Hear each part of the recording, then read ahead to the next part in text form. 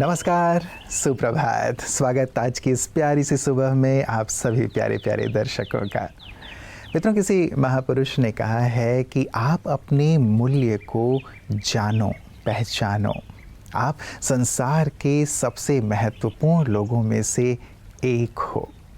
कई बार लोगों की बातों को सुनकर जो हमारी कमियों की ओर इंगित करते हैं, कमियों की ओर इशारा करते हैं कि तुम तो ऐसे हो, हम अपने आप को कम मूल्यवान समझने लगते हैं, महत्वहीन समझने लगते हैं। लेकिन हम अपने महत्व को जानें। भगवान ने संसार में हमें कुछ खास उद्देश्य से भेजा है और हम बहुत ही महत्वपूर्ण हैं, बहुत ही योग्य हैं, बहुत ही शक्तिशाली हैं, बहुत ही गुणवान हैं। इस भाव के साथ जब हम जीते हैं तो अपने आप को मूल्यवान बनाते चलते हैं और मूल्यवान कार्य करते चलते हैं।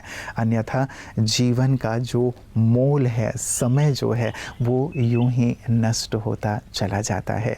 इसीलिए औरों की ओर ध्यान दिए बगैर हम अपने मूल्य को पहचानें और जीवन में आगे से आगे बढ़ते चलें। साथ ही अपने मूल्यों के साथ कभी समझौता भी ना करें, दूसरों की बातों में आकर या परिस्थितियों के अधीन होकर।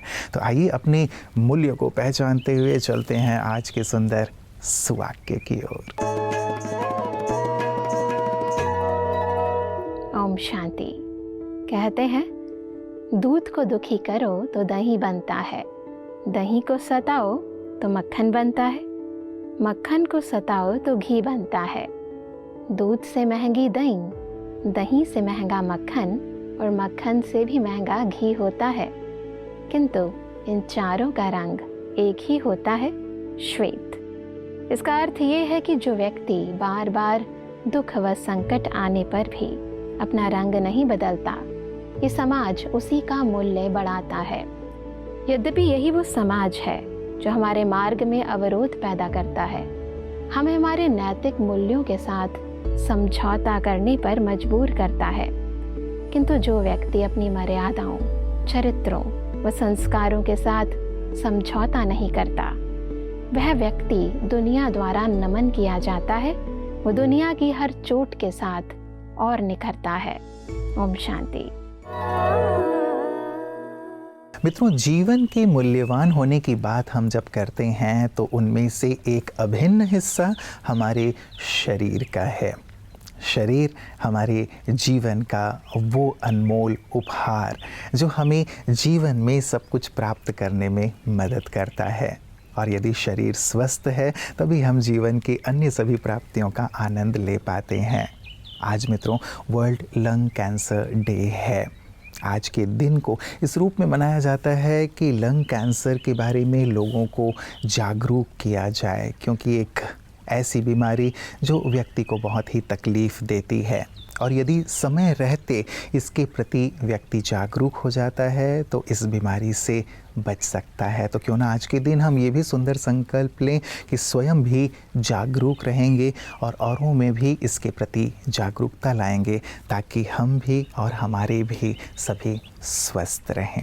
आइए देखें कि आपकी सेहत आपके हाथ में इस विशेष दिवस पर आपके लिए क्या खास है। ओम शांति फ्रेंड्स।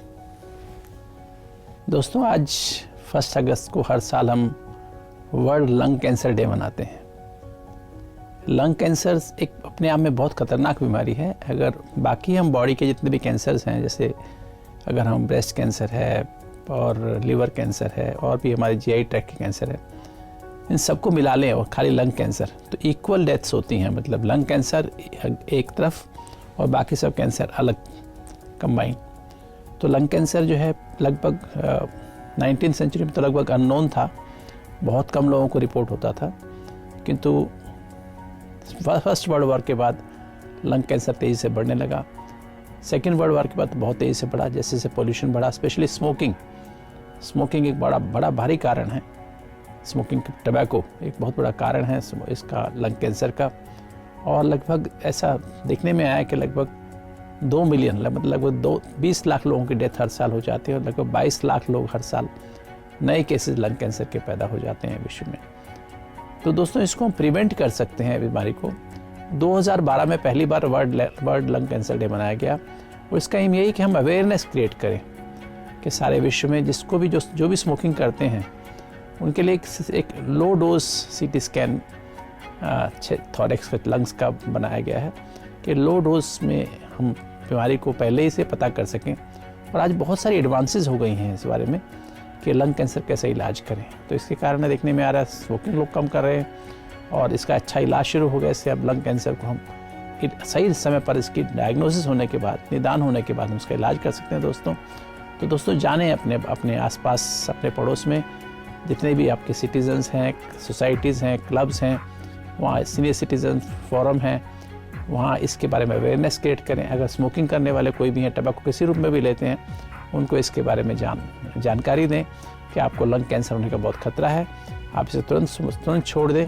और मैं ब्रह्मा कुमारीज में हम इसको एक बड़े भारी उसके रूप में बना रहे हैं। एक हमारा एक मेन इवेंट है कि हम अगर टबैको को छोड़ दें तो टबैको छोड़ने से हम लंग कैंसर के साथ बहुत सारी बीमारियां, हार्ट की बीमारी, ब्लड प्रेशर, डायबिटीज़ को भी ठीक कर सकते हैं। तो दोस्तों राजू का मेडिटेशन आपको ताकत देगा, आपको विल पावर देगा, आप स्मोकिंग को छोड़ पाएंगे। प्लस आप अगर लंग कैंसर का इलाज करा रहे हैं तो उसमें भी राजू का मेडिटेशन आपकी मदद करेगा कि आपकी हीलिंग बहुत फास्ट हो जाए और आप जल्दी से एक हेल्दी और हैप्पी लाइफ लीड कर सकें। ओम शांति। मित्रों, कोई धन से बड़ा होता है, कोई पद से बड़ा होता है, कोई आयु से बड़ा होता है, लेकिन वास्तविकता तो ये है कि बड़ा वो है जो गुणों में बड़ा है। जिसके अंदर गुण हैं वही व्यक्ति सबके हृदय में सम्मान प्राप्त करता है। धन तो फिर भी आने और जाने वाली चीज़ है, पद फिर भी आज है और कल नहीं है, लेकिन जो व्यक्ति गुणों से संपन्न होता है उसके लिए जो आदर सम्मान का भाव होता है वो हमेशा ही लोगों के हृदय में स्थायी तौर पर रहता है। इसीलिए हम गुणों को, नैतिकता को अपने जीवन में विशेष स्थान दें। जो गुण हैं वो सचमुच हमें जीवन में ऐसे स्थान पर स्थापित कर देते हैं जो हमेशा ही लोग आदर से हमें याद करते हैं, सम्मान से याद करते हैं और हमें अनुकरण करते हैं, आदर्श रूप में प्रेरणा स्रोत मानते हुए। बहनों और भाइयों, देवियों और सज्जनों, सब रंग के विशिष्ट सेगमेंट जरा ये भी सुनो। मैं कवि प्रोफेसर राजीव शर्मा इंदौर एक बार फिर हाजिर हुआ हूँ कुछ प्यारी प्यारी सी बातों को लेकर, कुछ अच्छी अच्छी सी बातों को लेकर। और बातों का तारतम्य यहाँ से शुरू करता हूँ कि रावण के दरबार में जब अंगद जी पहुंचे तो रावण ने कहा कि रे बानर, तू यहाँ पर आकर बहुत गाल बजा रहा है। मेरे यहाँ पर उपस्थित तमाम निशाचर सभासदों में से कोई भी तुझे तो कच्चा चबा जाएगा। तो अंगद ने कहा, इस बात का आकलन तो बाद में होगा, पहले मैं आपकी सभा में अपना पांव रखता हूं। मेरे पांव को जो कोई भी हिला देगा तो मैं अपनी शिकस्त मान लूंगा, अपनी हार मान लूंगा और राम के बजाय आपकी आराधना करने लगूंगा। रावण के दरबार के सारे निशाचर, सारे राक्षस वन बाई वन, एक के बाद एक अंगद के पांव को पकड़कर हिलाने की कोशिश करने लगे, लेकिन अंगद का पांव जरा भी नहीं हिला। तब खुद रावण उठा और उसने कहा कि मैं अंगद के पांव को हिलाता हूं। और रावण जैसे ही अंगद के पास पहुंचा तो अंगद ने कहा कि रावण जी, मेरे बजाय आप श्री रामचंद्र जी के पांव पकड़िए, तब जाकर आपका उद्धार होगा। इस कथा का आध्यात्मिक रहस्य प्रजापिता ब्रह्मा कुमारी ईश्वरीय विश्वविद्यालय के भ्राता जगदीश हसीजा जी अपनी पुस्तक में यूं बताते हैं कि निश्चयात्मा बुद्धि विजयंती, जिस व्यक्ति की बुद्धि निश्चित होती है वो विजय को प्राप्त करता है। और तब से मुहावरा बन गया है हिंदी साहित्य में कि उसकी बातें और उसके काम तो अंगद के पांव की तरह है। तो आप अंगद के पांव की तरह जमे रहिए हमारे सबरंग कार्यक्रम के समक्ष हर रोज इसी समय पर। और इजाजत दीजिए कवि प्रोफेसर राजीव शर्मा इंदौर को, अगले सबरंग के इसी सेगमेंट में आपसे फिर भेंट होगी, फिर मुलाकात होगी। तब तक के लिए सादर प्रणाम, सादर नमस्कार, बाय बाय। मित्रों, सतत जिन मूल्यों की हम बात कर रहे हैं वो मूल्य हमारे अंदर हैं। उन्हें देखने की आवश्यकता है, उन्हें समझने की आवश्यकता है और कार्य में लगाने की आवश्यकता है।